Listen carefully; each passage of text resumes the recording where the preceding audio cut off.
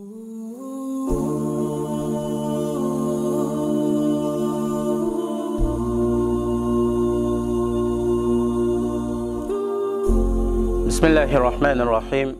Elhamdülillahi Rabbil alemin. Ve salatu ve selamu ala Resulina Muhammed ve ala alihi ve sahbihi ecma'in. Amma ba'd. Esselamu aleyküm ve rahmetullahi ve berekatuhu. Hürmetlik ustazlar ve qarindoshlar. Biz Allah'ın fazli, rahmeti, merhameti bilen ulug' mübarek Ramazan ayini ahirlashtirdik. Biz Peygamberimiz sallallahu aleyhi ve sellemninki Ramazan rozasini to'liq tutib, buningga 6 kun Shavvolning rozasini agashtirgan kishiga ömür boyu yoki yil boyu roza tutganning ajri savob bo'ldi degan hadisga asosan Shavvol oyida 6 kunlik roza tutish to'g'risida qisqacha to'xtalib o'tamiz. Birinchi Shavvol oyi muborak oydir. Taat, ibadet oyidir. U haj oylarining boshlanishidir. Bu oyda 6 kun roza tutish bor. Ramazanda etikafni qazo qilgan kishi uchun uning qazosini qilish bor. Bu to'y qiladigan va iffatlik bo'ladigan oydir. İkinci, musulmon uchun Ramazandan keyin Shavvol oyida 6 kun roza tutish yo'lga qo'yilgan bo'lib, bu roza vojib emas, balki sunnat, mustahabdir. Buning ortiqchiligi ko'p, ajr savobi kattadir. Üçüncü, Ramazandan keyin Shavvol oyida 6 kun roza tutgan kishiga to'liq 1 yil roza tutganning ajr savobi yoziladi. Bu to'g'rida bayon qilingan sahih hadisda Payg'ambar akram sallallohu alayhi va sallam mundaq degan: Ramazan oyida roza tutib, andin uningga agashtirib, Shavvol oyida 6 kun roza tutgan kishiga yil bo'yi roza tutganga o'xshash ajr savob bo'ladi. Muslim rivoyat qilgan hadis. Dördüncü, yıl boyu roza tutganga o'xshash bo'ladi degan so'zni Payg'ambar alayhisalom mundaq tushundirgan: Ramazan oyida bir oy roza tutsa, u 10 oylik rozaga barobar bo'ladi.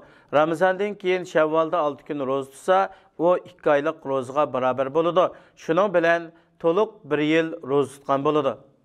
Kimki bir yaxshilik qiladi ekan, bir yaxshilik o'zining 10 barobarida ko'paydi. İmam Ahmad rivoyat qilgan hadis.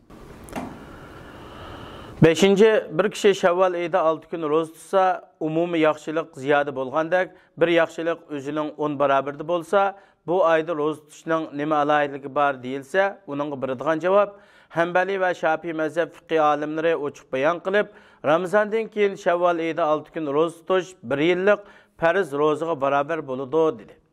6. Shavvol oyida 6 kun roza tutishning foydasi Ramazan oyining farz rozasida yuz bergan kamchiliklarni to'liqlaydi. Bu to'g'rida bayon qilingan hadisda insonning qiyomat kunida tunji hisob elinadigan amali namozdir.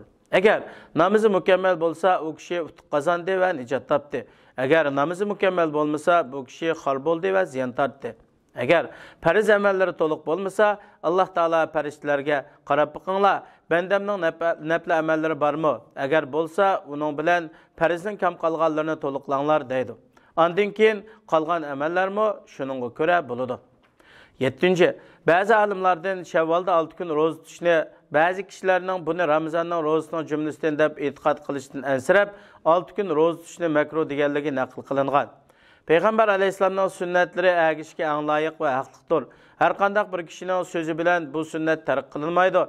Bunun sebebi delilini bilgen kişi, bilmegen kişiye karşı doğru sünnetke karşı turalmaydı. 8. Zimmisideki mesuliyetini ada qilish uchun farz rozanın qazasını burun tutuş gerek. İnsan Ramazanda bazı özürler sebebinden roza tutalmagan bolsa, uningdan o'z mas'uliyatini ado qilish uchun oldi bilan qazo rozasini tutishga aldirash kerak. Umumiy tarafdan farz amallarning qazosi mustahab amallarni qilishdan burun ado qilinadi. 9. Hadisda bayon qilingan ajr savobga erishishni maqsad qilgan kishi oldi bilan Ramazonning qazo rozasini tutish kerak. Undan keyin Shavvolning 6 kunlik rozasini tutish kerak. Peygamberimiz sallallahu aleyhi ve sellem bu hadiste Ramazan rozasını to'liq tutgandan keyin eningga Shavvol oyining 6 kunlik rozasını tutgan kishiga ömür boyu roza tutganning ajri bo'ldi deb bayon qilgan. Chunki Ramazan rozası to'liq bo'lgandan keyin uningga Shavvolning 6 kun rozasini ag'ashtirish degan so'z buning bilan amaliylashidir. 10.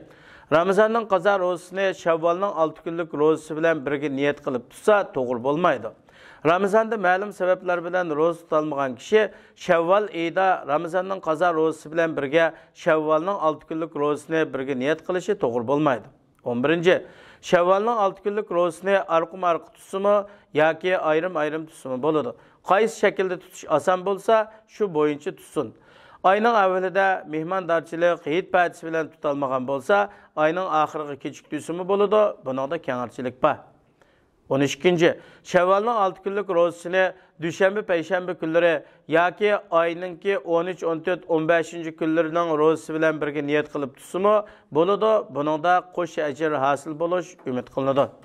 6 kun roza tutsa, ya'ni har oyda 3 kun roza tutganga muvofiq keladi. 13. 6 kunlik roza shanba kuniga to'g'ri kelsimi tutaveradi. Chunki u kishi yolg'iz shanba kunida roza tutishni maqsad qilmadi. Lekin u kishi Shavvalning 6 kunlik rozasini tutishni maqsad qildi.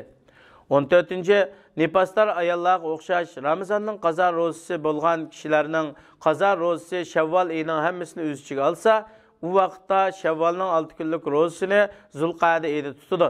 U kishi uchun Shavvalda 6 kun roza tutganning ajr savobi bo'ladi. Chunki u kishining rozasini kechiktirishi uzr bilan bo'ldi. 15. Ramazonning qazo rozasi bo'lib, Shavvalda uzrsiz tutmagan kishi uchun Zulqa'da oyida 6 kun roza tutish kerak bo'lmaydi. U kishi bu ajr savobga erisha olmaydi. Chunki u sunnat roza bo'lib, uzrsiz uning vaqtini o'tkazib o'tgan bo'ladi. 16.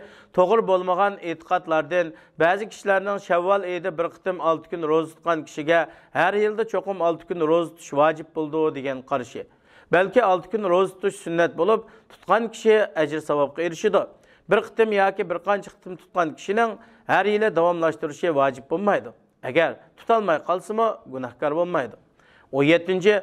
Ba'zi kishilarning Shavvalning 6 kunlik rozasini boshlagan kishiga 6 kunni uzildirmay tutish kerak bo'ladi. Uni uzrsiz uzib tutish to'g'ri bo'lmaydi degan so'zni e'tiqod qilishi to'g'ri emas. Hadisda nafl roza tutuvchi o'ziga o'zi ega bo'lg'uchidir. Xolisa roza tutadi, xolis tutmaydi deb bayon qilingan.